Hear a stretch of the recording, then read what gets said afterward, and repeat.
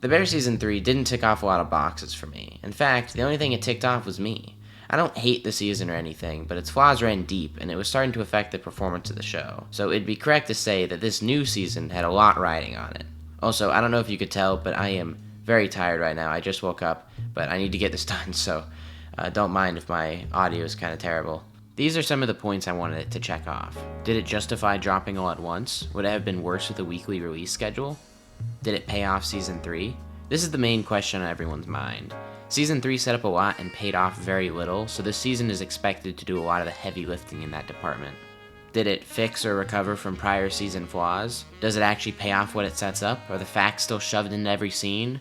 Are there too many flashbacks? Does the runtime feel padded? Did it stand out as more than just Season 3.5? Paying off last season's plotlines is one thing, but can it also stand apart as its own unique season? Did it justify dropping all at once? The Bear's release format has been a point of controversy for a while. Instead of dropping an episode a week like Severance or The Rehearsal, The Bear premieres entire seasons at a time.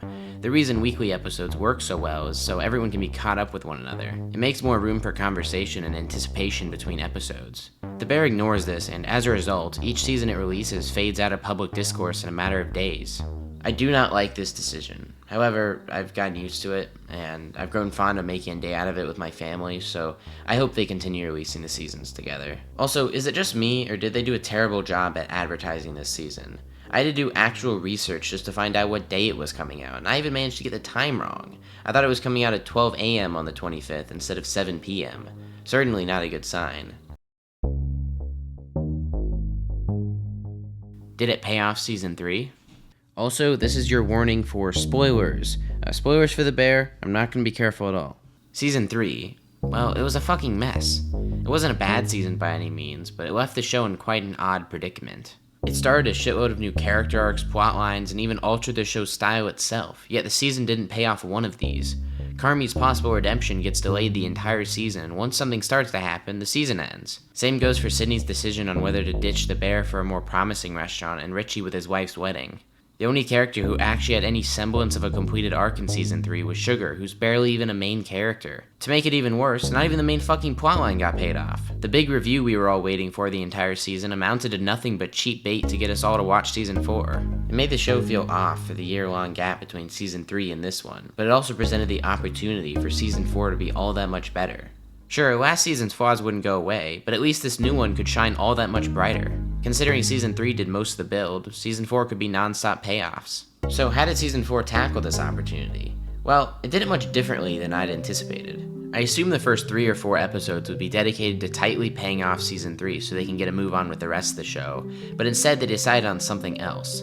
They decided to take on Season 3's plotlines as its own. They ignored the previous build-up and did their own despite it, at least for the most part. Carmy's redemption happens almost immediately, but outside of him, everyone else takes 7 episodes to pay off. Instead of biting the bullet and concluding Season 3's mid-ass character arcs, they took those arcs and actually made them interesting. Sydney playing chicken with her decision to leave the restaurant was just a way for Season 3 to pad runtime, but this season it actually gives us insight into her as a person and the show's overarching themes of found family and forgiveness. However, despite that helping out this season, it makes Season 3 much more noticeably weak. Sydney's decision, Richie's family, and Carmy's redemption are all this season. Sure, they exist in Season 3, but this season makes them its own and as a result thrives while simultaneously making Season 3 feel rather useless and pointless in the process. Did it fix or recover from prior season flaws?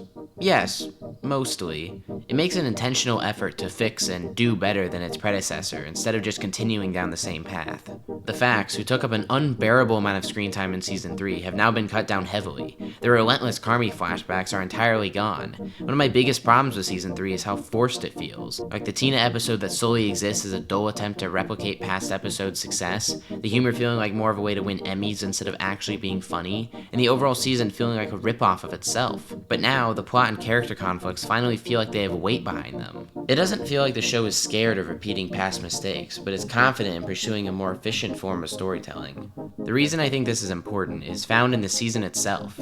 This season lives for change. It thrives in being different from the rest of the show. They'll make entire episodes to parallel previous hits just to pull a last-minute switcheroo and twist it in an entirely unique direction. Like Bears, I was 100% certain it was going to be a Fishes ripoff from the minute I saw what it was about. An hour-long episode revolving around a party with the entire Bear family present? Where do I remember this from? But instead, they utilize it to display how much the characters have changed since Fishes. The most annoying characters in Fishes both have two of the most heartwarming scenes here, like Lee, who changed his life around and made good with Carmi, and Donna not being a complete nuisance. It's a massive juxtaposition, and it's played off so fucking well. The Bear Season 4 makes no attempt to be subtle in its themes. This is a season about feeling stuck in a loop, making the same mistakes over and over again and not learning from them. But more than that, it's about finally choosing to release yourself from that loop, to own your mistakes, to be better. Carmi revolves around this, Sydney revolves around this, so does Richie and Marcus and Tina and every other character on this show. The Bear itself, maybe more so than any singular character, revolves around this. I don't know about you, but I had the feeling that the Bear was stuck in a bit of a loop.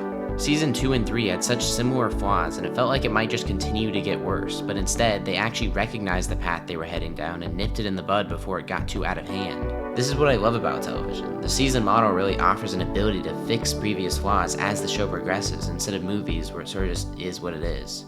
However, just because they can doesn't mean they always will. It takes serious effort to recognize your flaws and work on fixing them, and Season 4 has done that. Even with my prior compliments, the season certainly isn't lacking its fair share of flaws. The biggest one, I would say, is the amount of episodes.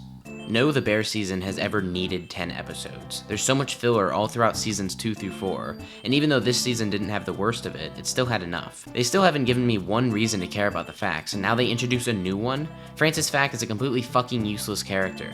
She does absolutely nothing for anything in the show. She's some mysterious person Sugar hates for most of the season, and then rolls up only to make good with her within 30 minutes of screen time, and then she's never seen again. Literally, how useless can a character be? She didn't even do anything for Sugar as a character, except reveal that she's bi, which, like, why do I care who she slept with if it's not going to progress her character at all? Did we really need a season-long plotline just to tell us that she likes girls? And not only did she used to hokey pokey with any woman, she did it with someone exactly like herself.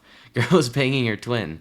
That's definitely the biggest waste of time this season, but there's some other notable ones. Like the Facts fucking around, or Marcus's roommate randomly getting jealous of his coworker because he's attractive. A plotline that took away the impact from some of the best plotlines in the show, by the way. It feels like there are two reasons for this, and neither of them are good. One is FX gave them 10 episodes because of how well the show did after season 1's success, and they didn't want to turn it down. And the second is they wanted to make it into the comedy category for Emmy nominations, even though there's no fucking way in hell this show is a comedy. Speaking of comedy, the show hasn't been funny since season 1. Every attempt at a joke feels so forced and flat. Women calling Fact baby isn't funny now and never has been. Why does this show like that joke so much? The funniest this show gets is when they don't try, when they let character interactions breathe and the comedy comes naturally. I laugh 10 times harder during Richie and Carmi's random tussles than during any intentional joke. Comedy isn't the only thing that feels forced here. I really don't care for the season opener. It felt like they were trying to show everyone that, we're back, this is the show that you grew to love, and as a result spent the entire time checking all of the bear boxes instead of actually making a good episode of TV. Like the fast-paced editing, even though we just left off on a very slow note in the season 3 finale. The dialogue is really the worst of it. Sick. No, wrong. Why wrong? Holes. What kind of holes? Big ones, honey. Luckily, unlike season 3, these problems are pretty minor. Sure, they hurt my season rating, but they're nothing to get too up in arms about. But even with all of its pros and cons, was it able to stand out as its own unique season? Sorta. It does in terms of the thematic elements and the overall vibe of the season. This is by far the most focused thematic season of the show. It's dead set on redemption and breaking unhealthy cycles. The atmosphere of this season also starkly contrasts the seasons preceding it. Maybe it's because of the more positive tone or the rise in budget, but they've really managed to capture a special ambience here. On the other hand, the season also fails to stand out in quite a few ways. Mostly because 80% of the season feels like it's doing season 3's homework for them. They definitely did a good job with concluding season 3's plotlines, but the fact that it took 20 episodes to conclude some of these plotlines is pretty crazy, and takes away from the new ideas this season offers. I don't think standing out as a season is the biggest deal ever, especially when you have so much to clean up after, but it does diminish the weight of the season when judged alone. A lot of my hopes were met and exceeded here.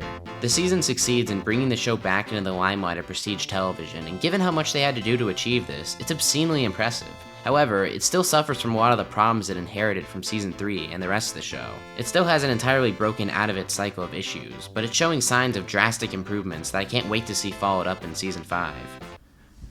Oh yeah, I forgot to record an outro. Thank you for, I think it's 260 something subscribers. If you enjoyed the video, you should join them.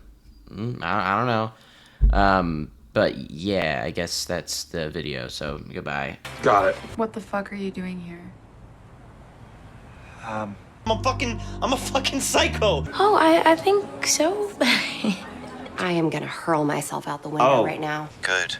I don't know. I wanted to. Get the fuck back to work! Fuck me!